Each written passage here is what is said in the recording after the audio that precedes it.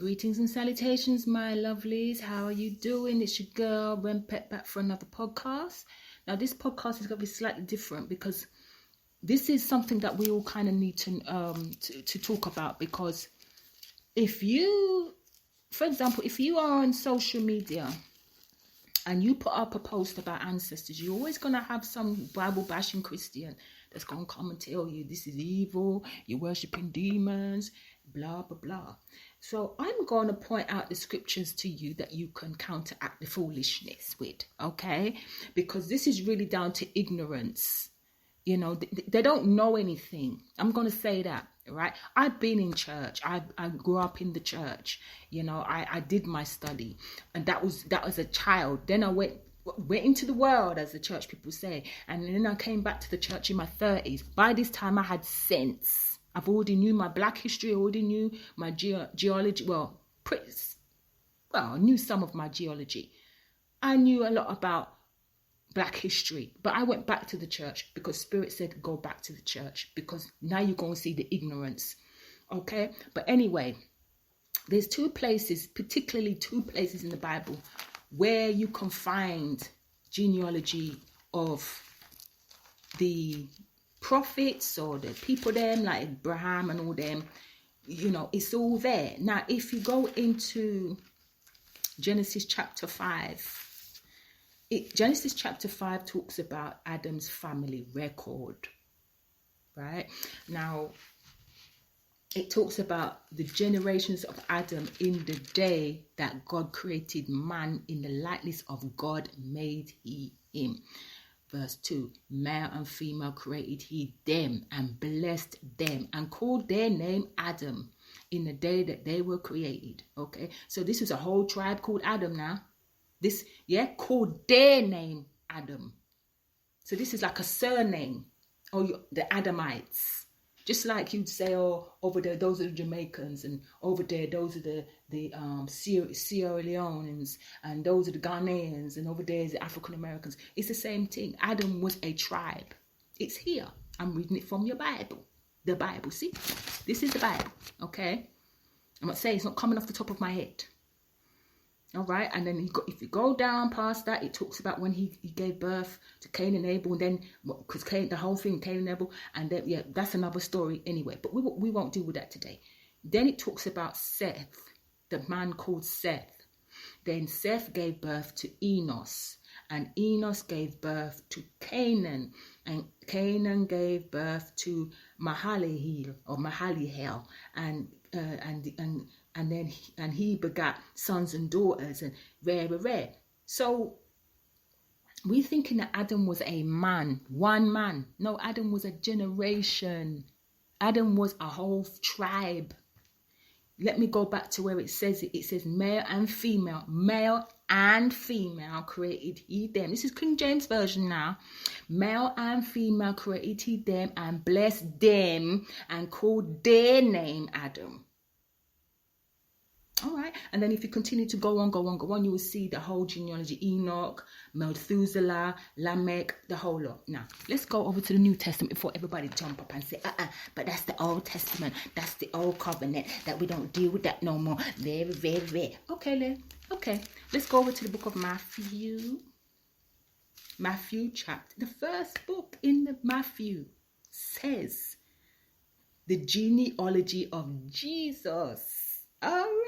Now it says the book of the generation of Jesus Christ, the son of David, the son of Abraham. Abraham begat Isaac, and Isaac begat Jacob, and Jacob begat Judah and his brothers, and Judas begat Phares and Zara of Tamar, and Phares begat Ishram, and Ishram begat Aram, and Aram begat Aminadab, and Aminadab begat Nason, and it goes on and it goes on and it goes on and it goes on. Okay, now you're gonna say now, what does that mean? It don't mean say you must worship them. Nobody's worshipping nothing. Let me just tell you, nobody's worshipping no one. People are acknowledged. Me, I can only talk for myself. Me, I acknowledge my ancestors. I remember them. I don't put them in the grave and forget they existed. No, because some of the problems that they faced in their life is the same problems I'm facing in my life. And therefore, because I recognize it and I deal with it, I recognize it and I know it needs to end, then I need to consult them. I need to speak to them. I need to tap into the energy so that I can break the family curse. Now, I'm going to talk about the examples here. I'm going to talk about the examples, the Bible examples. Now, you all know that King David. King David loved women. We all remember his little peep show on top of the roof now. Peeping at the woman washing herself. Now, the Bible doesn't go into it too much, but you know what was going on there. All right? Because y'all don't like to talk about sex. You carry on as if sex is some dirty something, even though that's how you come into the world. Anyway, let's not deal with that. All right? Then, okay, what happened? He put the husband of Bathsheba on the front line so he could dead off so that he can have her, right? What happened? That was a curse. There was karma attached to that. Karma. Wasn't there? So therefore, Solomon was born from that union. King Solomon, the great King Solomon, the richest man in the world, the one that the one that God gave the permission to build his temple and everything. Right? But he dealt with some shit. You only have to read the book of Ecclesiastes. You only have to look at his when he looks back and says, you know what, all of this shit is vanity. All of this stuff. All these women that I have so that I can say I've got them. All this money, it's vanity because none of it gave him peace. Anyway, why? Because there was karma attached to him because of the way he came into the world. Do you understand? Okay, so of course, he would have to go back into his bloodline and deal with things. He'd have to do things differently from his father. Okay, so when Christians turn around and say things like, talking to your ancestors is wrong, talking to the dead is wrong. How is it wrong? How is it wrong? How is it wrong? Do you know the Almighty gives you permission? Do you know the Almighty gives permission for your ancestors to come down and deal with your ass? Because that's your child. Deal with your picnic. God will say, go deal with your children. There's a reason why the genealogy of man is in both testaments. So you can't tell me that it's just the Old Testament, because Christians love to do that. They love to brush it all under the carpet. Oh, well, that's just the old covenant. We don't deal with that no more. Jesus came and break that. No. So as you open the book of Matthew, first and foremost, to talk about where he came from. So when you look at the names, let's go into it. Matthew. When you look at the names, you have, let's pull out names that we know. We have Salmon begat Boaz. Boaz begat Obed of Ruth. Yeah, you know the story of Ruth, isn't it? Then Jesse begat David. We know King David, right? So we know there was karma here. There's also karma with Ruth because Ruth was a Moabite. So she had to come and do things differently. Okay. Then let's pull up some more family names. Solomon, we know we've talked about him. Who else? Let's see who else. Names that we can pull out that we know they have a story.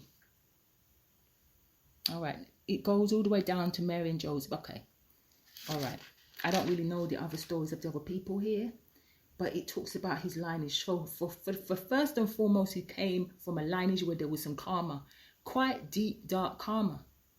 Some of the stuff that Solomon did was questionable. And we know what David did. Some of the things were questionable. Okay, there's a whole, and it's verse 11 says, and Josiah, I don't remember the story of Josiah, begat, I can't say that name, and his brethren, and about the time they were carried away to Babylon. So what happens in Babylon? This is where everything was set. The book of Daniel is set in Babylon. Y'all don't read your Bible, but you want to come and attack people because they don't live your life. They don't stand up in a church and pretend and lie and deceive people. You don't. In all the years I've been in church, I have never ever come across a pastor to pull up the genealogy, to look at the genes, the DNA, to look at the family lineage, the roots, where things started, why things didn't go right. What did Jesus do? Jesus came here and he didn't get married. Well, that's what they say, but I don't believe that. Anyway, there was no mention of a woman apart from Mary Magdalene, and y'all want to sit there and carry like he was like celibate, like the man was in his 30s, whatever. You did not hear anything about Jesus before. You heard about him when he was born. You heard about him when he was about 13, and he came of age when he went into the temple, and then he realized he's what he had to do. He was about his father's business. He was about his father's business. His fathers could have been talking about the people where he come from, his lineage. He needs to deal with his lineage. For one, he was a questionable child. People looked at him and said, well, we don't know who your father is, because boy, them say that God impregnate Mary, and Mary got pregnant, and Mary, you sure? You said that child, they don't even look like Joseph. You sure it's Joseph? You know how people are. So everything around him was questionable. Who are you? What is your genealogy? So I don't want to hear nothing from any Christian about ancestry, because even Christ himself's genealogy was questionable because of his birth and his conception, and what Mary said about him. All the time, even when he was turning water into wine, his mother was there, and even that, she still carried shame. She couldn't, because people didn't believe it. All now, even when the man was doing all kinds of things, they were still questioning her. They're still looking at her with a side eye, like, you sure it's Joseph, child? I don't know if it's Joseph, child. So, them people that side eye, those people that the Bible mentions, that anytime God said to do something, or Jesus did something, and there was opposition. Those are the Christians of now.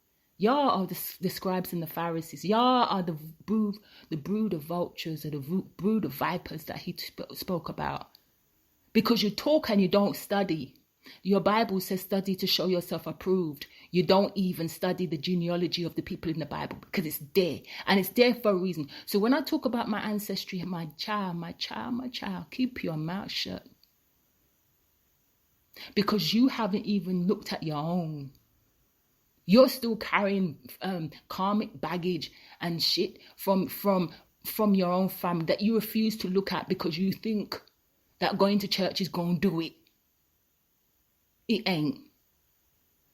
And if you have one piece of sense, you would start looking at your own family instead of pointing finger and pushing finger in other people's faces when you don't know them. Okay? You don't know the path that God has given them. You think, what is that saying in the Bible when it says,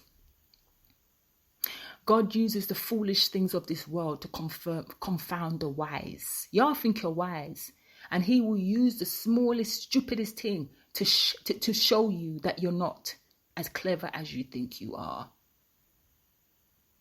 So that's all I'm going to say on that.